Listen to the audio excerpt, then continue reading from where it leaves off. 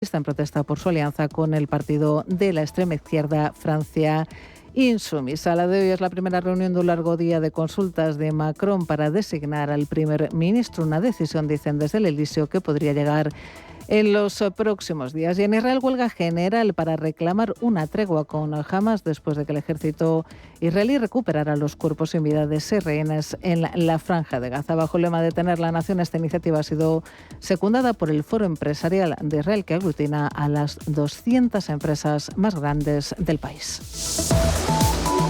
Continúan escuchando Radio Intereconomía. Más información en intereconomía.com.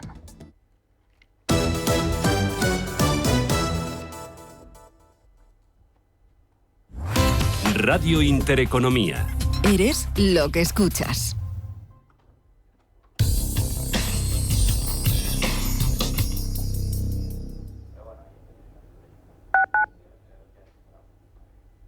¿Qué le diría Cervantes al presidente del gobierno? ¿O Voltaire a la oposición?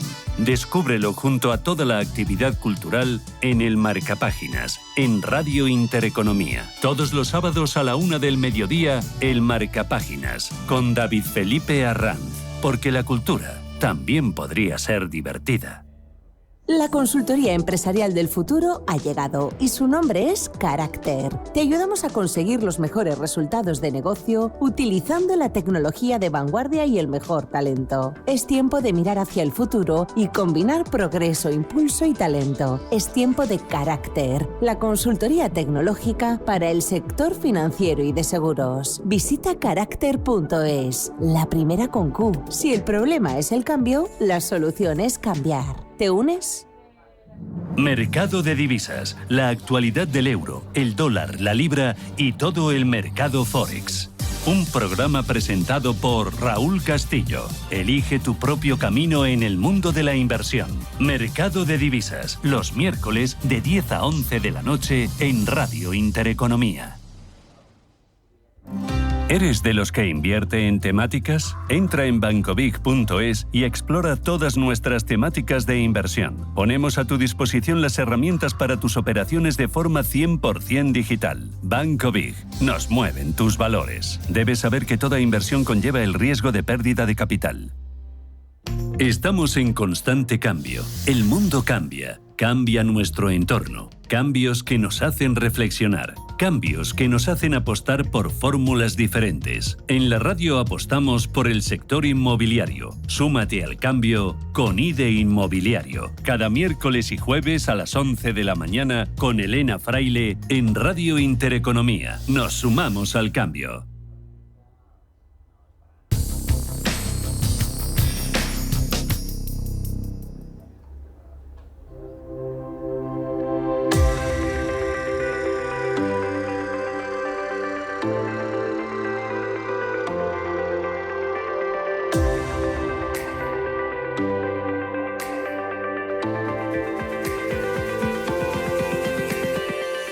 Intereconomía. Esto es Capital Intereconomía.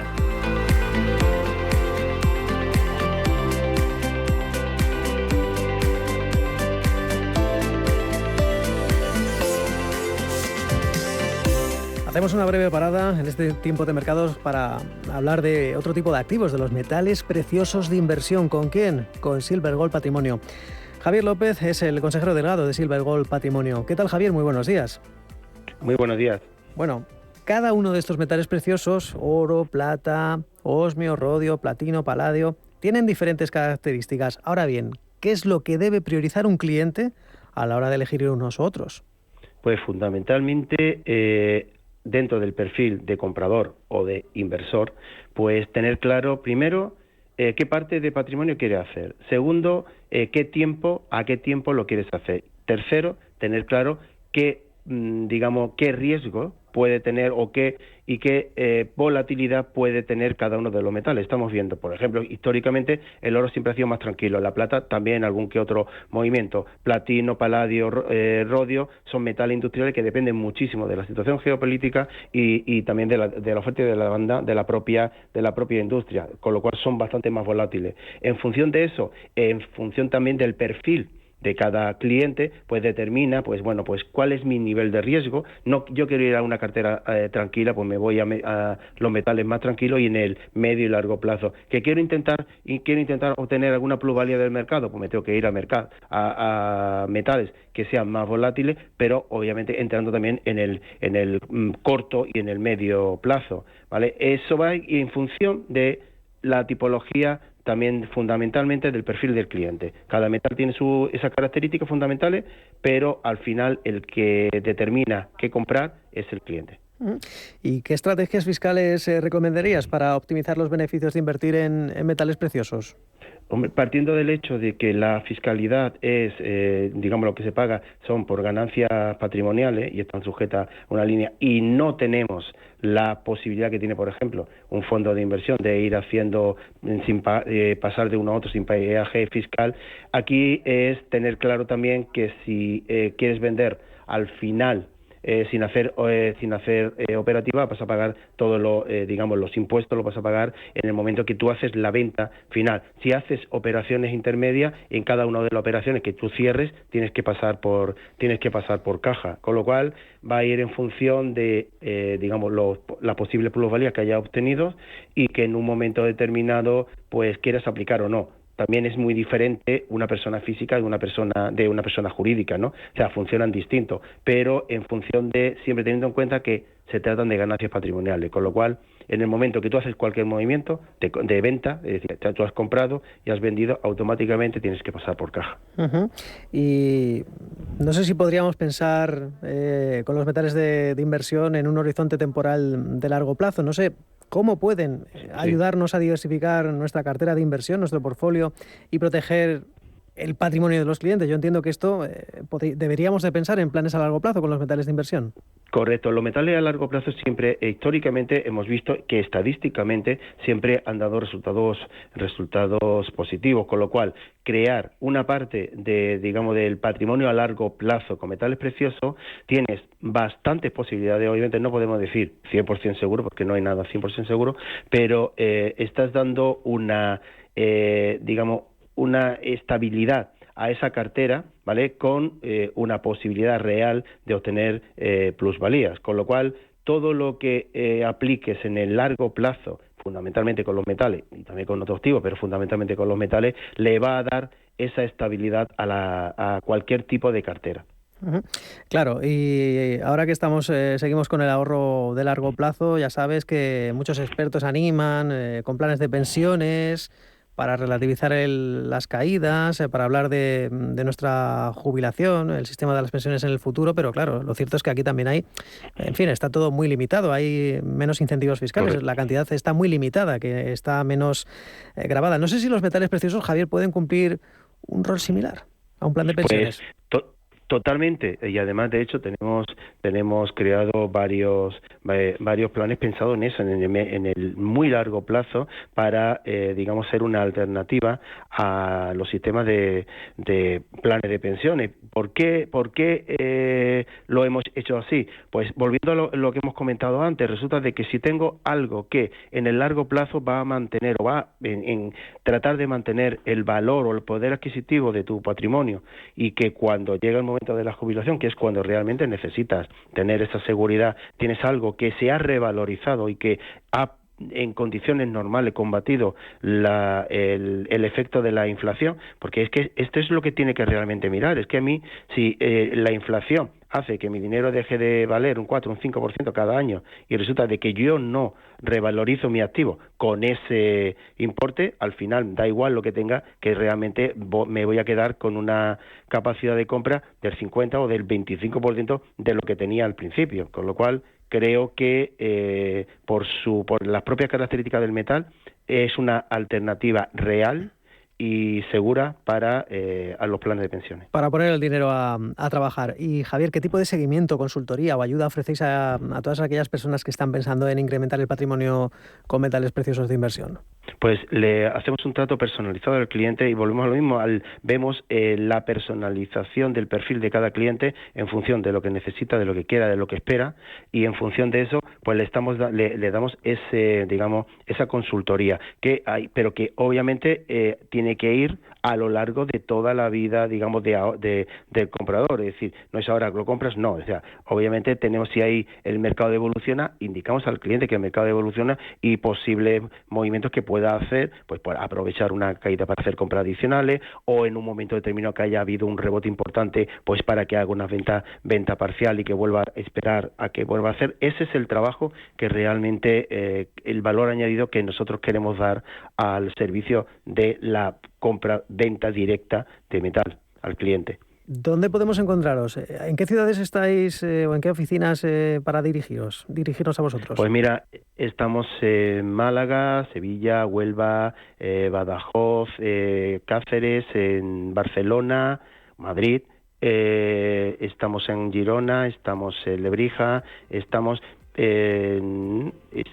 abriendo, estamos en el País Vasco y estamos tenemos un plan de expansión para tratar de tener puntos físicos de referencia repartidos en el mayor número posible de plazas de España, pero no obstante tenemos obviamente la página web y el teléfono de atención al cliente, en el cual, llamando al cliente, vamos a fundamentalmente también por teléfono podemos gestionar la mayoría de las solicitudes, y si no, pues lo ponemos en contacto con cualquiera de los consultores que esté más cercano al domicilio desde donde haya llamado. Pues seguro que han tomado nota nuestros oyentes. Silver Gold Patrimonio, Javier López, gracias.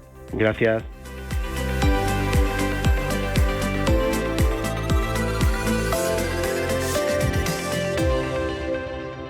¿Quieres un fondo que busque preservar tu patrimonio y hacerlo crecer en el tiempo? Finaxes Estrategia Dividendo se adapta a las circunstancias de mercado buscando una rentabilidad-riesgo atractiva y está gestionado por un equipo con más de 20 años de experiencia. Más información en finaccesvalue.es y en el 91 737 4114. Fondo registrado en la CNMV 5564. La inversión está sujeta a riesgos. Rentabilidades pasadas no garantizan rentabilidades futuras. Pito Pito Gorgorito, este precio es inaudito. Ha llegado Time to Fly, cantidad de ofertas hay. Pim, pam, pum, vuela. Así de fácil es decidir todo cuando vuelas con Air Europa. Península, Baleares y Canarias desde 25 euros o a Estados Unidos desde 179 euros.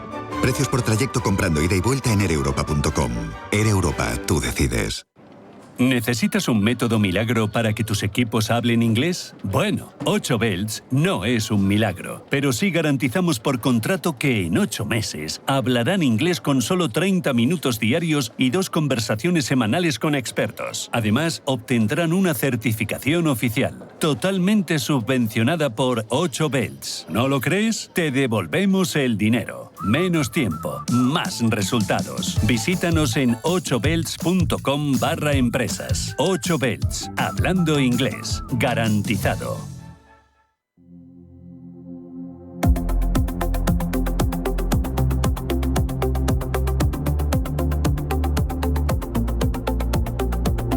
Escucha Capital Intereconomía. Esto es Intereconomía.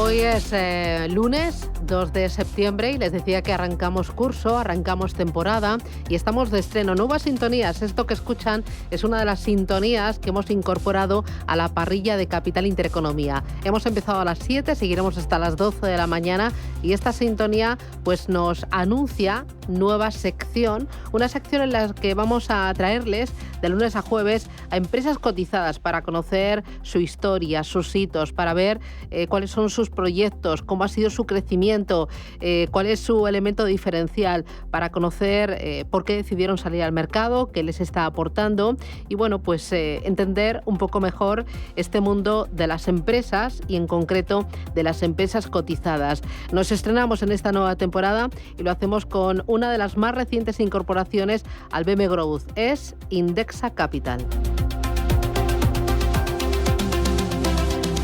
Van camino de los 9 años. Será el 15 de diciembre cuando lo celebren. Al frente está François Derbaix, Unai Ansenjo y Ramón Blanco, 3 mosqueteros del emprendimiento que en 2014 deciden desarrollar el primer gestor automatizado de inversiones en España. Todos les decían que era demasiado pronto, que el ahorrador español aún no estaba preparado para invertir a través de un servicio de gestión automatizada e indexada, así que oídos sordos se lanzaron a ello. En noviembre de 2015 obtuvieron la autorización de la CNV para ofrecer su servicio de gestión discrecional de carteras de fondos en España, como agencia de valores número 157. En diciembre de 2015 subieron la persiana en colaboración con Inversis Banco, como banco custodio para las carteras de nuestros clientes. Desde entonces ha sido un no parar. Lanzan planes de pensiones indexados, los EPSV individuales, los fondos de fondos, los seguros de vida, y corría el año 2019, la expansión a Bélgica y el primer plan de empleo contratable online y con ciclo de vida en España, y el primer año con rentabilidad. Estamos ya en 2020. Aunque 2022 no se plantea como un buen año en los mercados, no pierde el fuelle. Lanza un seguro de vida para todos, carteras de fondos de inversión socialmente responsables y el primer plan de pensiones de empleo para autónomos. Además, empieza su actividad en Francia y a preparar el evento del año, su salida a bolsa. Imparable su crecimiento en clientes y en patrimonio, hoy Indexa es el gestor automatizado independiente líder en España. Con 84.000 clientes, alguno que otro más, y con más de 2.600 millones de euros bajo gestión. Me acompaña Ramón Blanco, que es cofundador de Indexa Capital y consejero de Indexa Capital Group. Ramón, ¿qué tal? Buenos días, enhorabuena. Pues buenos días, muchas gracias por invitarnos y pues estoy encantado de estar aquí. Bueno, ¿qué va a ser lo próximo? Porque hemos repasado ahí un poquito por encima los hitos, pero ¿qué va a ser lo próximo que tenéis en el radar? Bueno, lo próximo es los planes de pensiones de empleo 100% en renta variable, ¿no? Que es una variación de lo que ya tenemos.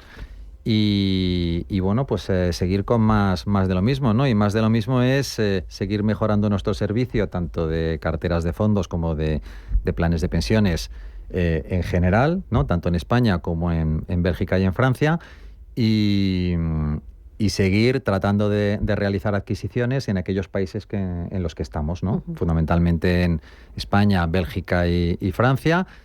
Y, ¿por qué no?, pues en el resto de Europa continental. ¿Porque el crecimiento en Europa va a ser siempre vía adquisiciones? Bueno, no necesariamente. O sea, lo que queremos que sea es una combinación de crecimiento orgánico y crecimiento a través de adquisiciones, las dos cosas. Lo último ha sido Francia, que ahí habéis incorporado una empresa especializada en seguros de vida, y antes fue Bélgica. Cuéntame cómo ha sido esa experiencia internacional y qué es lo que está aportando a Indexa. Sí, bueno, pues una de las razones por las que salimos a bolsa, que lo comentabas antes en la entrada, es bueno, pues hacernos más conocidos para poder hacer la expansión internacional y luego también poder usar nuestras acciones, ¿no?, como moneda de cambio a la hora de adquirir compañías, ¿no? Esa es una de las razones. Bueno, pues hay que empezar. Yo siempre digo que el mundo de las adquisiciones, y yo he hecho bastantes en el pasado, hay que empezar con cosas pequeñitas, ¿vale? Porque tienes que probar que sabes hacerlo, que sabes integrarlo, que consigues resultados positivos para luego hacer una más grande y luego una muchísimo más grande. Entonces, en este caso lo que hicimos fue prepararnos para hacer una pequeña adquisición en Francia, que es nuestra primera adquisición, que es Carabel. Es una adquisición muy pequeña, son 400.000 euros de precio, parte de ello pagado en acciones. Y lo que sí hace por nosotros es que adquirimos con ello un equipo local de muy elevada calidad, 8 personas que son extraordinarias en Francia, y multiplicamos por 10 el número de clientes que tenemos en Francia. Pasamos de poco más de 200 pues a poco más de 2.000. De momento las cosas están yendo bien, estamos contentos. Ahora en septiembre empezamos con toda la parte legal, que es la fusión de las compañías, tanto la francesa, bueno, las dos compañías francesas que tenemos ahora mismo, y luego a partir de ahí pues desarrollar producto y dar un mejor servicio a nuestros clientes. ¿El salto a Bélgica fue diferente? El salto a Bélgica fue diferente. Bélgica lo quisimos... Bueno, pues quisimos testar un modelo de relación comercial en el cual no hay empleados en el país. En Bélgica estamos actuando en libre prestación de servicios, lo que significa es que no hay empleados y que todo lo hacemos desde España, ¿no? Yo creo que eso es un modelo que está bien para comenzar, pero a medio y largo plazo, si queremos tener impacto en aquellos países en donde estamos, pues tendremos que acabar teniendo personal propio. Claro, ¿y qué países tenéis en el radar? Pues de momento los países que tenemos en el radar son España, Francia y Bélgica. Sí que podemos considerar otro tipo de adquisiciones en Europa continental, pero nuestra prioridad es seguir acumulando activos y dando buen servicio a los clientes en estos 3 países. Y cuando encontréis esa oportunidad, si hay que desembolsar capital, entonces ahí acudiréis al mercado a pedir dinero, a realizar una ampliación de capital. Sí, una de las ventajas de, como sabes, de estar cotizado es que, bueno, pues tienes gente que va mirando, ¿no? Se va familiarizando con tu compañía, inversores institucionales, durante el tiempo. Algunos de ellos no pueden invertir ahora mismo porque la liquidez es limitada, pero en el contexto en que adquieres una compañía de 100, 200, 300, 400, 500 millones de euros, ahí sí que pueden invertir, ¿no? Porque vas a dar un salto de escala y, por supuesto, vas a dar un salto de liquidez. ¿Qué ha supuesto para vosotros el salir a cotizar? Pues mira, el objetivo de salir a cotizar teníamos 3 razones principales, ¿no? La primera era, pues pensábamos que salir a cotizar le iba a dar una mayor confianza a la mayoría de los clientes, sobre todo en aquellos países donde se nos conoce menos, ¿no? Como Francia o Bélgica.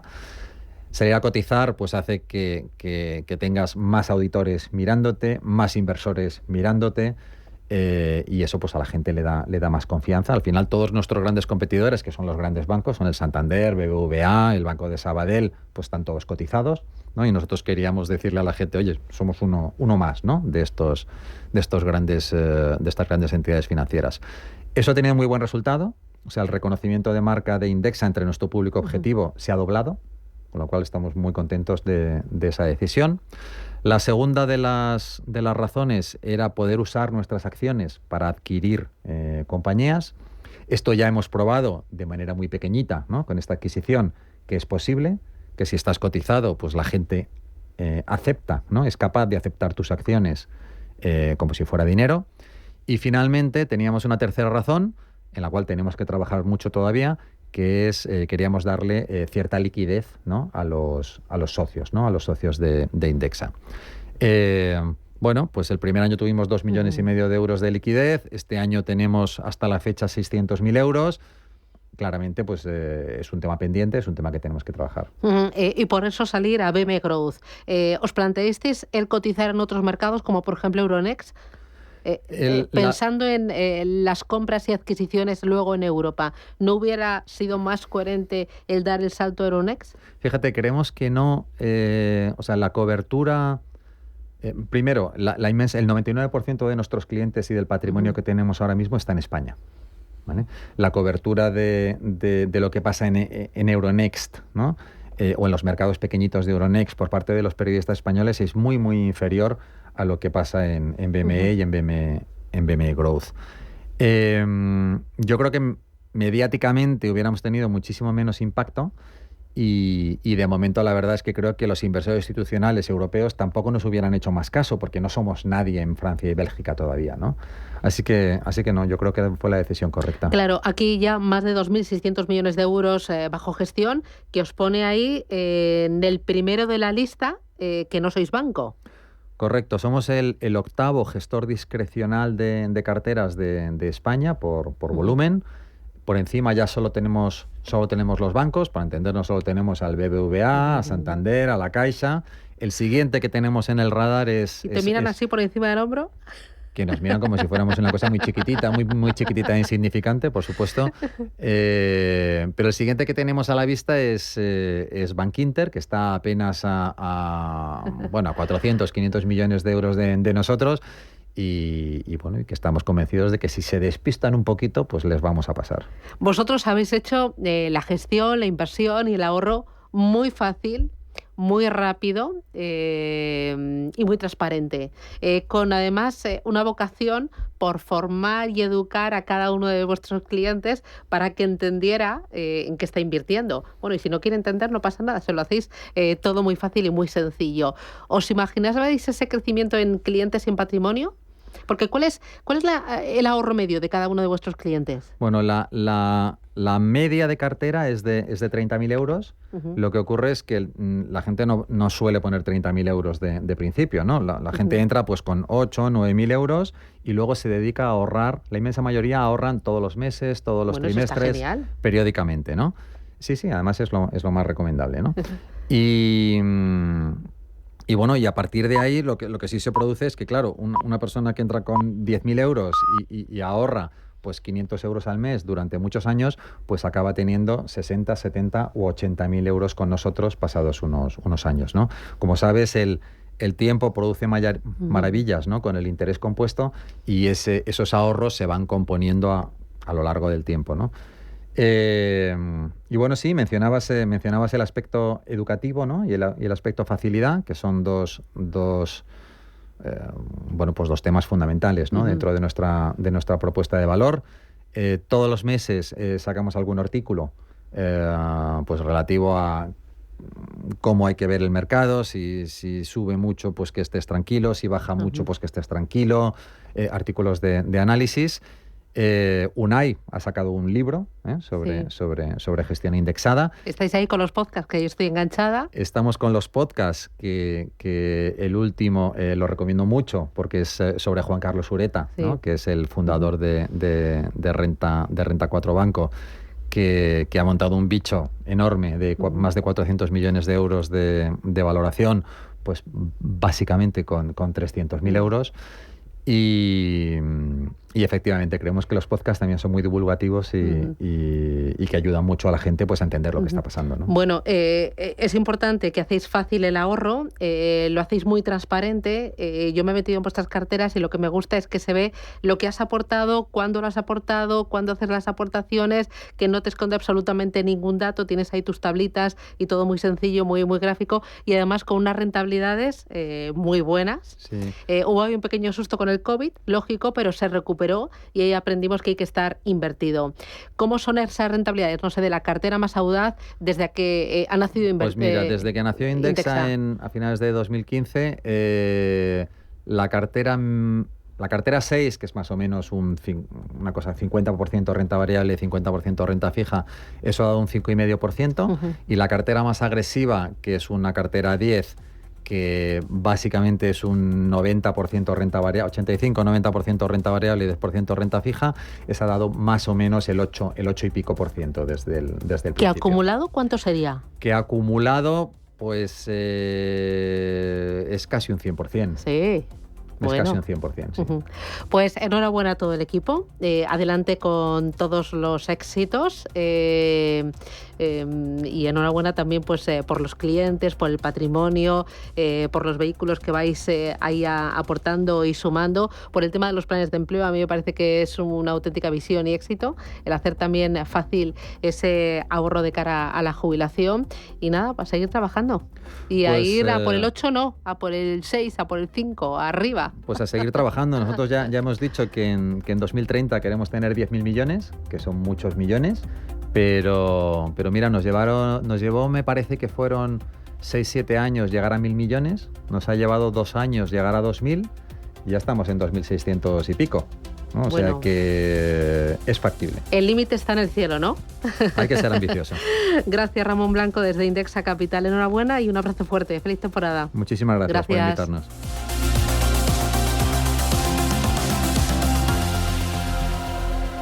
Los nuevos conceptos energéticos son ya un presente. Por ello, en Radio Intereconomía nos sumamos cada semana a I Más Verde, un programa sostenible y eficiente, productivo e innovador en el que analizamos etiquetas tan conocidas como eco, cero, bajas emisiones, descarbonización o renovables. Recíclate cada martes de 10 a 11 de la noche en Radio Intereconomía con José Luis Pichardo y descubre el futuro más verde. Si eres empresa y tienes un proyecto de I+D empresarial, tenemos la financiación pública que necesitas. Préstamos bonificados del CEDETI para I+D empresarial. Desde 175.000 euros y hasta un 30% que no es necesario devolver. Más información en cdti.es. Préstamos bonificados del CEDETI. Porque juntos seguimos ayudando a crear futuro. Centro para el Desarrollo Tecnológico y la Innovación. Ministerio de Ciencia, Innovación y Universidades. Gobierno de España. Antes de que amanezca te acompaña, escucha y ameniza las mañanas en Radio Intereconomía. Antes de que amanezca, con Guillermo Sancho Muela. De martes a viernes, de 6 a 7 de la mañana, en Radio Intereconomía.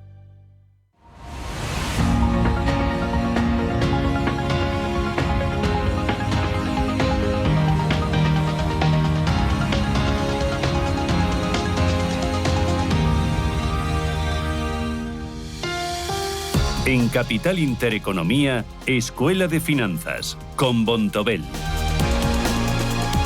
Bueno, saben que estamos totalmente volcados con la formación, con la educación financiera. Intentamos aprender del día a día e intentamos aprender de la historia más reciente. En esta Escuela de Finanzas de cada lunes me acompaña Ricardo Comín. Ricardo, ¿qué tal? Buenos días. Pues encantado de estar con vosotros. Bueno, recién aterrizado las vacaciones. La semana pasada ya trabajé, pero bueno, sí, es una semana más relajada y yo creo que ya ha empezado el rock and roll. Sí, hombre, yo espero que el rock and roll empiece a mediados de septiembre. ¿No estoy preparada para empezar ya? No sé, nosotros ya hay varios puntos que nos están ahí apretando, pero bueno, oye, sí, tiene que llegar. Bueno, así que preparados sea el toro, no lo pienses. Efectivamente.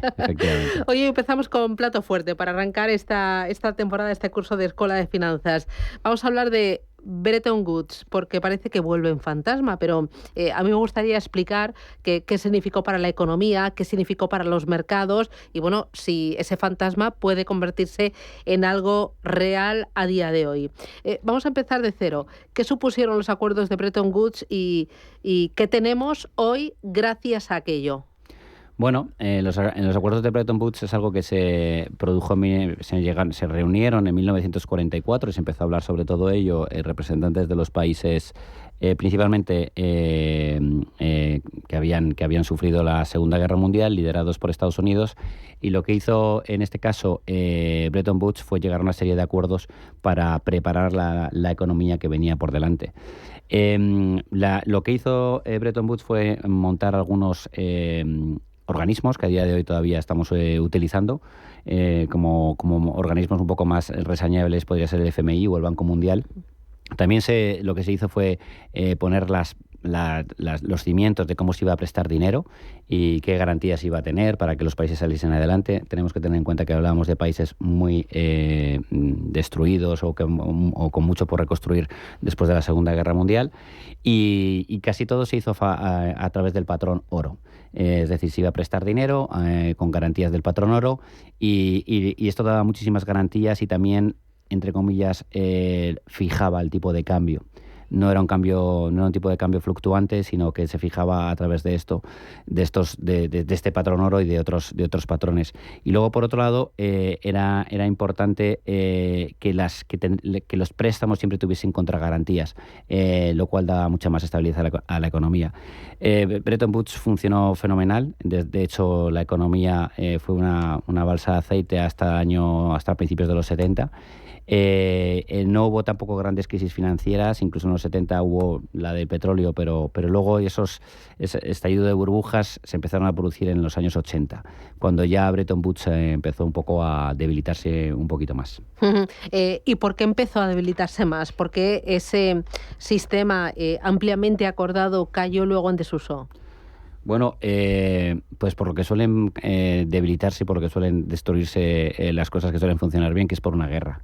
Y en este caso fue por la guerra de Vietnam.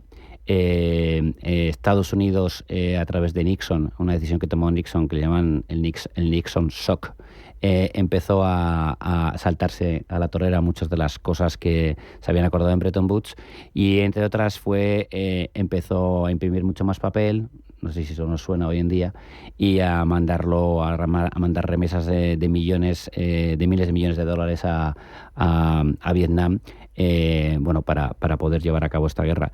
Entonces, bueno, eso hizo que ya se lo salta a Estados Unidos, que era el principal o el que lideraba Bretton Woods, pues otros países empiezan a saltárselo. Eso lleva también a otra cosa que hizo Nixon, fue quitar el patrón oro.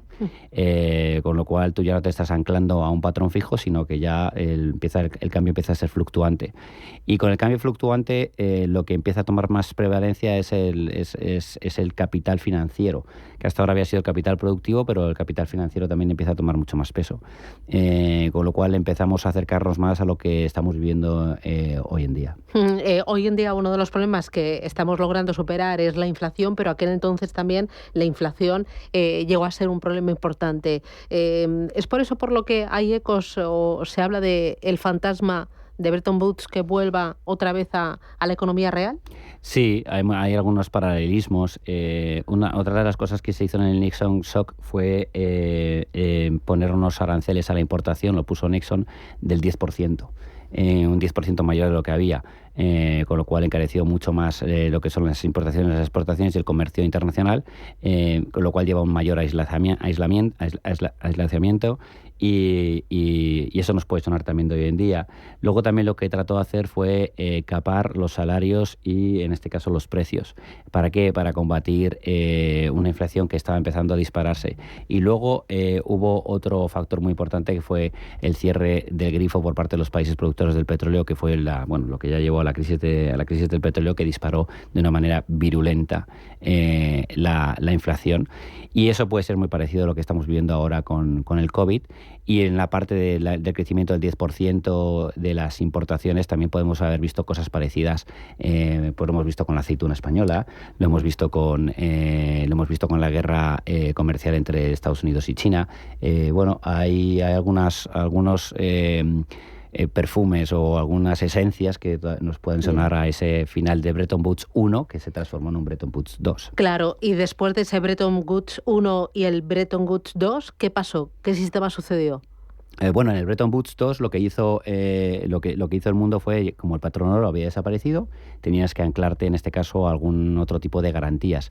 Y lo que tomó bastante fuerza fueron, en este caso, los bonos soberanos como garantía. Y principalmente en este caso el bono soberano de Estados Unidos, que es lo que los países empezaban a acumular un poco como garantías. Por eso la gente compraba el bono del país americano y lo tenía como garantía. Eso hacía que Estados Unidos fuese un país con una balanza comercial positiva y eso ha cambiado ahora a una balanza comercial, en este caso, negativa. Claro, ahora estamos viendo ciertos ecos o cierto giro hacia un mayor proteccionismo de algunas economías y de algunos países y de algunos sectores. Estoy pensando Taiwán con el tema de los semiconductores, pues dice Europa y dice Estados Unidos, no queremos depender tanto porque detrás está China. O pasa con el tema, ahora con lo de la guerra de Ucrania, vimos qué pasó con el gas y el efecto que ha tenido en Europa y en Alemania, y decir, oye, no podemos ser dependientes energéticamente de un país como Rusia. Y ahí pues amagos de dar paso atrás y relocalizar industrias, ¿no? Y poner barreras al comercio mundial. No sé si esto lo ves, ¿cuánto más lejos puede llegar? Todo lo que estás diciendo nos llevaría a lo que se inició con la invasión de Ucrania por parte de Rusia, que es lo que ya mucha gente llama el Bretton Woods 3. Has hablado de materias primas, has hablado de todo esto. Parece ser que lo que está tornando ahora mismo por parte de los países, y el mayor ejemplo es China, es que ya sus reservas no sean solamente en dólares, sino sus reservas vuelvan a ser sobre activos un poco más reales, como antes era el oro. Pero no se va solamente al oro, se va a todo tipo de materias primas. Has hablado del gas natural licuado, podemos hablar de los alimentos, podemos hablar de los metales extraños para todo lo que es elaboraciones de temas de tecnología, podemos hablar de acero, de hierro, y todo eso ahora mismo lo están, sobre todo por la parte de China y también algo de Estados Unidos, lo están empezando a acumular, porque pueden ser contrapartidas importantes a la hora de garantizar tus reservas. China se está haciendo con gran parte de los alimentos, está tomando posiciones muy fuertes en África y también posiciones muy fuertes en Hispanoamérica, buscando un poco el tener ese control de las materias primas. Eso se hace primero por una defensa propia en este caso de su economía, y luego también por siguientes pasos que pueden llegar a tomar y que hay gente que considera que pueden llegar a tomar, como puede ser un cambio de moneda. Les están apretando mucho con el tema de que tienen que subir, y eso es América, la valoración del renminbi. Y sabe que tarde o temprano tendrá que llegar a eso, y se puede llegar a pensar incluso en una moneda común para la parte de Asia, y si China quiere liderar tendrá que tener las mayores garantías posibles de... ¿Estamos entonces en un momento de inflexión? estamos en un momento de inflexión. Lo que pasa que puede haber varios caminos para ese momento de inflexión. Pero poniendo datos puramente reales, los bonos en Estados Unidos en el año 2000 suponían un 70% de las reservas. A día de hoy solamente suponen más o menos en torno al 55%. Han subido muchísimo las reservas en renminbi chino, lo cual también nos da una pista de lo que está pasando. Y los bonos americanos, en vez de estar principalmente retenidos por parte de Estados Unidos, se convirtieron el mayor tenedor fue China hasta el año 22, que en este caso fue Japón. Con lo cual sí que estamos viendo un cambio en el que se puede debilitar la moneda americana y en el que se pueden fortalecer otras monedas, con lo cual sería un escenario más multipolar en cuanto a divisas y en cuanto a países. Bueno, pues así empezamos el curso, con una nueva lección de economía, de finanzas, con esta escuela de finanzas y con Bretton Woods en el punto de mira. Y bueno, pues hay un punto muy importante para contar y para vivirlo. Ricardo Comín de Bontobel, lo dejo aquí que voy justita de tiempo. Hoy te vamos agradezco apretaditos. Muchísimo. Oye, cuídate mucho y igualmente, hablamos pronto. Un abrazo fuerte. Otro. Adiós. Gracias.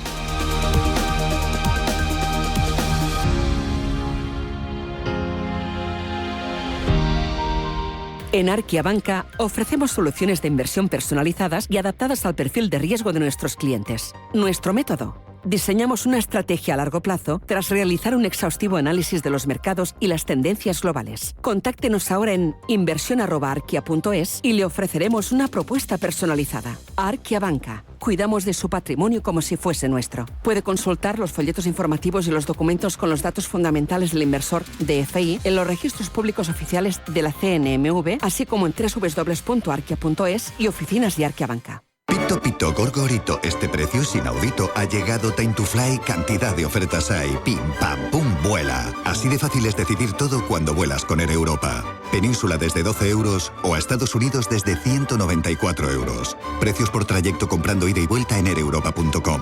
Air Europa, tú decides.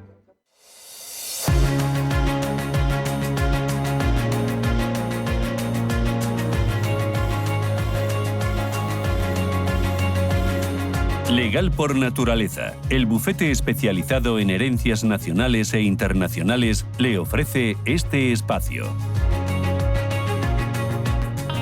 A principios del pasado mes de agosto fallecía Carlos Goyanes. Dejaba una herencia millonaria a su mujer y a sus hijas. Sin embargo, según informaba la prensa especializada, el empresario antes de fallecer cambiaba la titularidad de todo su patrimonio, dejando como heredera universal a su mujer. ¿Cómo puede hacerlo? ¿Cómo afecta esto en cuanto a impuestos? Vamos a intentar comprenderlo, vamos a intentar aprender un poquito más de herencias y vamos a responder a sus dudas. 915 33 18 51 o, si lo prefiere, 609 22 47 16. Plantéenos sus dudas a través de estos dos teléfonos, mensajito de texto o mensajito de voz. Me acompaña Itziar Pernía, que es socia directora de Legal por Naturaleza. Itziar, ¿qué tal? Buenos días. Hola, buenos días, Susana. Oye, qué buen color me traes. De verano. Sí, de se te nota que te has sentado muy bien el verano, ¿eh? Sí, la verdad que sí. La casi desconexión viene como fenomenal. digo yo, para repetir, ¿no? Para volver a empezar. Ya te digo. Nada, si se puede, yo me apunto. Quiero ser la primera de la lista. Pero bueno. Oye, cuéntame esto de Carlos Goyanes, porque yo lo leía en la prensa y me sorprendía. ¿Cómo es eso de cambiar de titularidad justo cuando te quedan pocos días y sabes que el desenlace va a ser el fallecimiento? ¿Puede ser? ¿Se puede hacer? Bueno, la verdad es que yo estuve también un poco mirando lo que decía la prensa en este sentido, y aquí hay que barajar distintos supuestos porque mucha información no tenemos. Entonces, yo partiría del supuesto de en qué régimen estaba su régimen económico matrimonial, si era separación de bienes o si era gananciales.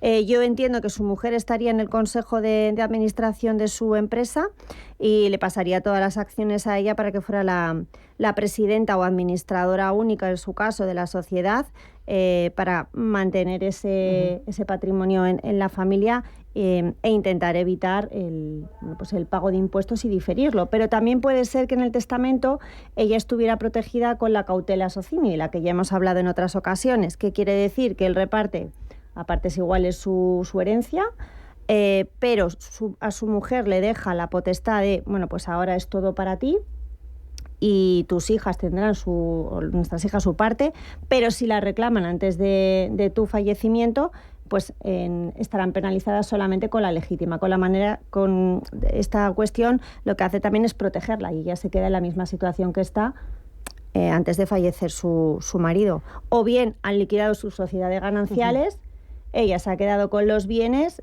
y él se ha quedado con el dinero, por ejemplo, con lo cual la herencia a repartir ahora mismo pues solamente serían cuentas bancarias, fondos y demás, claro. Pero ella será la albacea, con lo cual ella un poco sigue siendo la que... Y desde el tema impuestos es más ventajoso.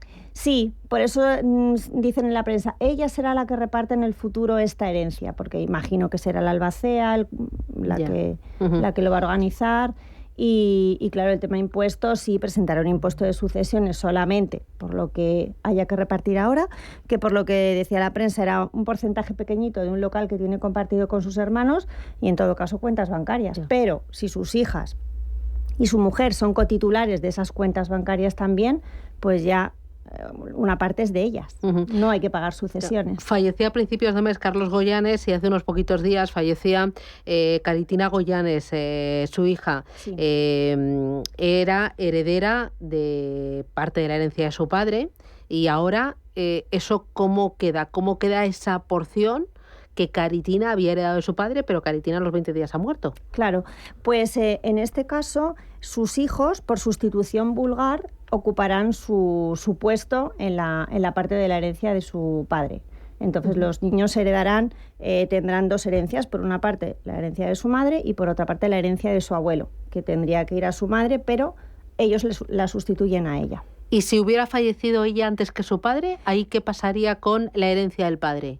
Pues, a ver, al final ocurriría lo mismo, lo que pasa que es un poco más complejo de desgranar. ¿Por qué? Porque en el caso de premoriencia, lo que hacen es por sustitución sus hijos.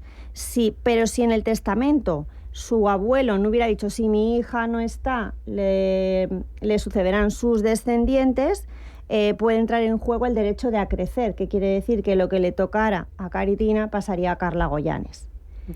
Pero si la herencia no hubiera habido testamento, igualmente por derecho de representación sus hijos son las que le hubieran sucedido. Pero bueno, parece ser que sí que había testamento y entendemos que por eso dicen que sus hijos van a ser los herederos de la parte del abuelo. Claro. Porque ha dicho, si mi hija no está, le sucederán sus descendientes. Y como los hijos son menores, ¿hay quien gestiona y quien vela por ese patrimonio? Pues en este caso va a ser su padre, que es cierto, su tutor legal, pero además lo que necesitará será solicitar una autorización judicial en favor de los intereses del menor. Esto siempre el Ministerio Fiscal lo hace. ¿Por qué? Porque en este caso estos niños van a recibir una herencia importante y su padre puede ser que la gestione bien o que la gestione mal. Entonces, ¿qué se intenta evitar? Que esa herencia se pierda y que los niños no puedan tener un bienestar o una vida como la que tienen ahora porque su padre no lo haya gestionado bien. ¿Qué pasa? Que cuando se solicita esa autorización que le concederán, pues el juez establecerá una serie de limitaciones. Una rendición de cuentas, pues unas limitaciones de la edad hasta la que su padre puede gestionar los bienes, etcétera. Claro, ahí también, según he leído yo en la prensa, ella ha dejado en herencia una casa de Madrid compartida en titularidad con su marido y una empresa de catering, Six Sense, como bienes más destacables. Ahí son su marido y sus hijos quien hereda esos dos bienes, ¿no? Correcto. La casa, el 50% será de su marido y el 50% será de sus hijos. Igualmente no sabemos si estaban casados en separación de bienes o gananciales. Si lo estuvieran en gananciales, él tendrá el derecho de usufructo de esa parte de ella, que compartirá con sus hijos. Si lo estaba en separación de bienes, su padre el 50 y sus hijos el 50. Y la empresa, si solamente la titularidad es de ella y estaban en separación de bienes, pues pasa directamente a sus hijos. Bueno, dicho esto, yo creo que ha quedado bastante clarito, nos hemos ligado a la actualidad. Vamos a ir dando paso a los oyentes, porque me dicen mis compañeros que ya tenemos unas cuantas consultas al 609 22 47 16. Empezamos. Hola, buenos días. Mi nombre es Marta y llamo desde Madrid. Mi tío falleció en Estados Unidos, pero tiene varias propiedades en México y en España. No sé muy bien y me gustaría que me dijerais cómo se maneja una herencia con bienes en varios países. Gracias, saludos. Muchas gracias, Marta, por tu consulta. Pues en este caso, entendiendo que tu tío ha fallecido en Estados Unidos y dejara testamento o no lo dejara, la herencia... En España tenemos que hacer un expediente sucesorio, al menos por los bienes de España. Lo importante aquí es los documentos.